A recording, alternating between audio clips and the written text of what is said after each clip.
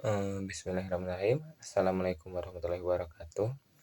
Perkenalkan nama saya Abi Robani dengan NIM 121124110089. Di sini saya akan sedikit memaparkan atau mempresentasikan organisasi yang pernah saya ikuti saat SMA atau saat pesantren dulu, yang bernamakan ITMAM atau singkatan dari Ittihad Mahad Thalabah Al-Ilham.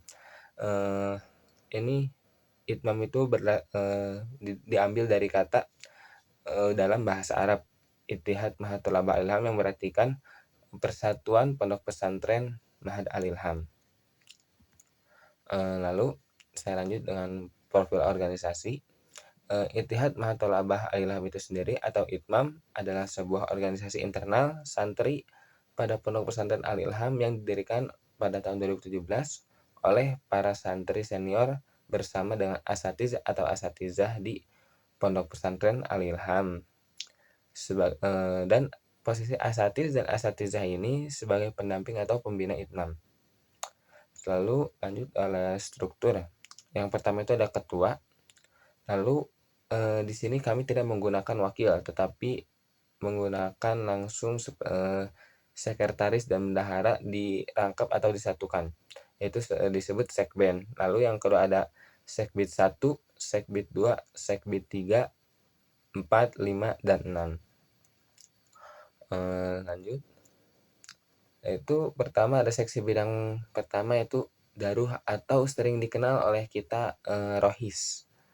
Nah, dari sini rohis atau daruh ini bergerak di bidang kerohanian atau keagamaan yang memiliki tugas yaitu yang pertama memastikan santri menjalani sholat 5 waktu dengan tepat waktu dan berjamaah.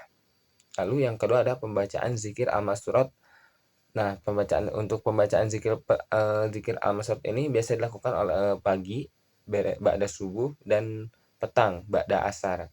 Lalu pembacaan surah Al-Kahfi. Surah Al-Kahfi ini biasa dibacakan oleh kita saat malam Jumat atau hari Kamis. Lalu ada Riyadhus Shalihin. Riyadhus Shalihin ini adalah pembacaan sebuah hadis karya Imam An-Nawawi di mana berisikan hadis-hadis sahih. Nah, jadi untuk pembacaan Riyadhus Shalihin ini sudah ada di mimbar. Jadi santri naik dan membacakan lalu menjelaskan kandungan atau isi dari hadis tersebut. Lalu yang kedua ada atau seksi bidang kedua yaitu keamanan yang bergerak di bidang kedisiplinan atau tata tertib dengan tugas yang pertama memastikan santri menjalani sholat 5 waktu dengan tepat waktu dan berjamaah. Nah, untuk yang pertama ini seksi bidang kedua yaitu bekerja sama dengan seksi bidang pertama atau daruh. Lalu yang kedua ada membangunkan santri untuk qiyamul lail dan sholat subuh. Jadi sebelum sholat subuh kita sudah membangunkan untuk qiyamul lail. Lalu yang ketiga ada memberikan iqab atau hukuman pada setiap aturan yang dilanggar atau tidak disiplin. Nah, di sini tuh kita memberikan iqab untuk santri-santri yang melanggar aturan atau tata tertib yang sudah dibuat oleh itmam atau oleh ustadz atau ustazah. Lalu yang seksi bidang ketiga ada seksi bidang bahasa yang bergerak di bidang kebahasaan. Yang pertama yaitu mengadakan hari bahasa. Hari bahasa ini misal dalam 1 minggu 7 hari. Nah, bertepatan dengan 2 hari. Hari pertamanya seperti bahasa Inggris terlebih dahulu, lalu yang keduanya bahasa Arab. Lalu yang kedua ada memastikan para santri menggunakan bahasa asing selain Indonesia. Nah, ini seksi bidang kebahasaan, entah itu anggota ataupun koordinatornya bertugas menjadi jasus atau seperti mata-mata yang mencari siapa yang melanggar. Bagaimana melanggarnya? Seperti tidak menggunakan bahasa asing di hari bahasa itu. Lalu yang ketiga ada memberikan kosakata bahasa asing seperti bahasa asing bahasa Arab ataupun bahasa Inggris. Jadi misal selepas beres subuh bidang kebahasaan itu membawa papan tulis kecil lalu yang berisikan sebuah kosakata, misalnya kosakata bahasa Arab, yaitu yang, biasanya memberikan 2 sampai 3 kosakata. Contohnya seperti, doroba yang berartikan memukul, lalu, baitun yang berartikan rumah, lalu kursiyun yang berartikan kursi. Lalu seksi bidang keempat yaitu ada, seksi bidang kebersihan. Yang pertama itu ada, yang bertugas, yang pertama yaitu khidmah untuk setiap harinya.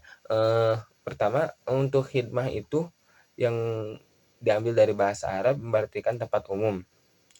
Nah, khidmah ini di sini jadi sistemnya seperti, ada misal ada 8 asrama dibagi menjadi misal hari Senin asrama 8, lalu, hari Selasa asrama 7, dan per minggunya itu di-rolling atau diganti-ganti urutannya. Dan membersihkan area-area umum seperti, lapangan, gorong-gorong asrama, halaman asrama, ataupun pujasera. Lalu, yang kedua ada pengecekan kebersihan asrama dan kelas. Pengecekan ini seperti memastikan bahwa barang-barang santri itu berada di tempat yang semestinya, seperti, sarung seharusnya dalam loker. Lalu di atas kasur hanya ada bantal guling dan selimut. Lalu yang ketiga ada asih. Asih atau ahad bersih.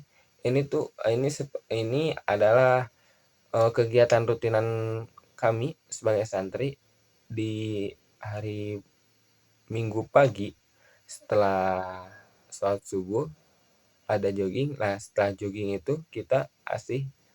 Nah, itu kurang lebih seperti khidmah, tapi ini menjadi rutinan bagi kita setiap hari Minggu dan membersihkan secara keseluruhan. Semua santri itu bergerak. Kalau khidmah, ada kelompoknya. Lalu seksi bidang kelima atau kesehatan.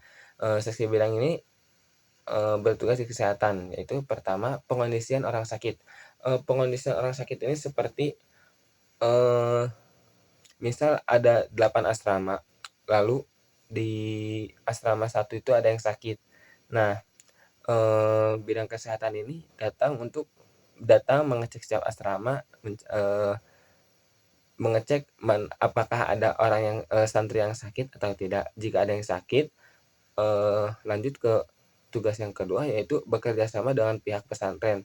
Nah, di pesantren itu ada fasilitas kesehatan seperti, UKS-nya tersendiri, lalu ada dokter. Lalu seksi bidang keenam atau keolahragaan. Seksi bidang ini, di bidang keolahragaan. Yang pertama itu ada Itmam League. Itmam League ini tersendiri mungkin lebih umum di kalangan masyarakat dikenal seperti PORAK atau Pekan Olahraga Siswa. Ini Itmam League biasa dilakukan setiap, 1 semester sekali menjelang perpulangan. Lalu ada jogging. Jogging ini kegiatan mingguan kita setiap hari Minggu setelah sholat subuh, lalu kita ke asrama bersiap-siap pekan olahraga dan langsung jogging mengelilingi area pesantren. Lalu dilanjutkan dengan asih. Nah, untuk yang ketiga ada stretching. Stretching ini sendiri biasa dilakukan setiap hari, setelah sholat subuh, bertujuan agar badan kita tidak kaku. Lalu ada teori yang ditemukan, dalam organisasi ini. Yang pertama itu ada teori interaksi simbolik. Teori interaksi simbolik di sini yang saya maksud yaitu, penggunaan bahasanya. Jadi di sini seperti divisi keamanan. Divisi keamanan ini, untuk memberitahukan atau untuk mendisiplinkan para santri itu menggunakan bahasa Arab. Jika menggunakan bahasa Indonesia itu, tidak dianggap. Contohnya seperti, misal seperti, akan berangkat sekolah. Nah, sebelum berangkat sekolah ini, misal jam sekolah jam 7. Nah, jadi keamanan itu sudah standby dari jam 6.40. Jika sudah jam 7, maka mereka akan menghitung untuk menutup gerbang. Nah, sebelum tutup itu ada hitungan. Hitungannya dalam bahasa Arab. Nah, disitulah teori simbolik ini terjadi, yaitu menggunakan bahasa Arab. Contohnya seperti wahid, isnani, salasa, arba'ah, khamsah, seperti itu. Lalu yang kedua ada teori produksi pesan. Teori produksi pesan ini biasa terjadi saat melakukan pengumuman di antara para pengurus atau dari ketua untuk kepada seluruh santri. Karena kami di sini memberikan pengumuman dengan bahasa Arab yang berawalkan misal sabahul khair, seperti itu. Lalu yang ketiga ada teori spiral of silence. Spiral of silence ini sering ditemukan saat kami rapat general. Rapat general itu antara itmam laki-laki dengan itmam perempuan. Nah, di situ kadang saat evaluasi atau ada agenda acara, biasanya teori ini sering ditemukan. Lalu selanjutnya ada hambatan. Hambatan sering terjadi di hari bahasa asing dikarenakan para santri ada yang bisa menggunakan bahasa asing itu dan cenderung ada yang tidak bisa.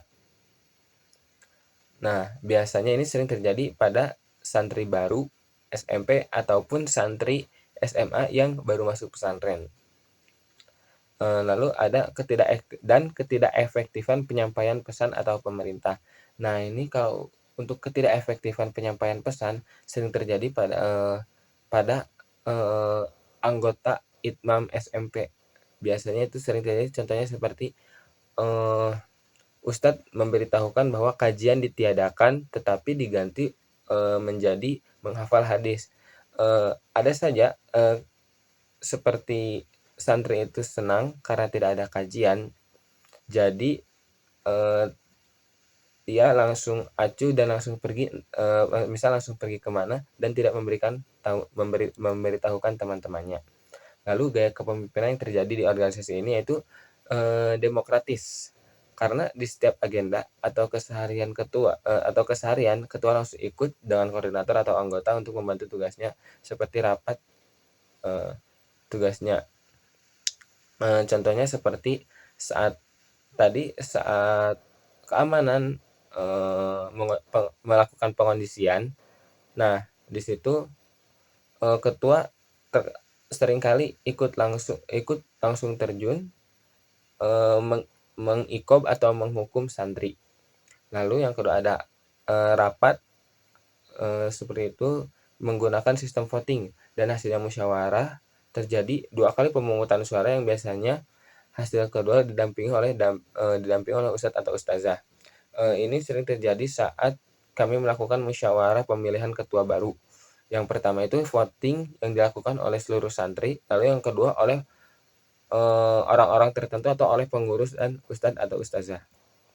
Lalu jika saya menjadi konsultan komunikasi, saya akan memberikan solusi yang untuk permasalahan pertama, yaitu permasalahan yang pertama yaitu memberitahukan bagaimana penyampaian pesan yang efektif. Contohnya seperti tadi, saya akan memberitahukan Ustadz untuk memberitahukan kajian ditiadakan melewati speaker yang terpasang di setiap asrama. Lalu yang kedua ada memberikan cara lain jika tidak bisa berbahasa asing. Jadi di sini saya akan bekerja sama dengan bagian bahasa untuk bekerja sama untuk memberikan kemudahan untuk santri-santri muda atau yang tidak bisa berbahasa asing, dengan cara seperti setiap kali diberi kosakata dicatat di dalam buku. Lalu jika ia akan berbicara tetapi tidak bisa berbahasa Arab, ia akan membaca buku tersebut. Lalu yang ketiga ada pemberian kosakata yang mudah terlebih dahulu. Untuk pemberian kosakata yang lebih mudah ini terkadang ada saja yang seperti tidak bisa mencerna, seperti entah itu cara pengucapannya atau bentuk hurufnya. Jadi di sini kita memberikan yang mudah terlebih dahulu. Mungkin sekian untuk pemaparan organisasi yang pernah saya ikuti atau alami. Assalamualaikum warahmatullahi wabarakatuh.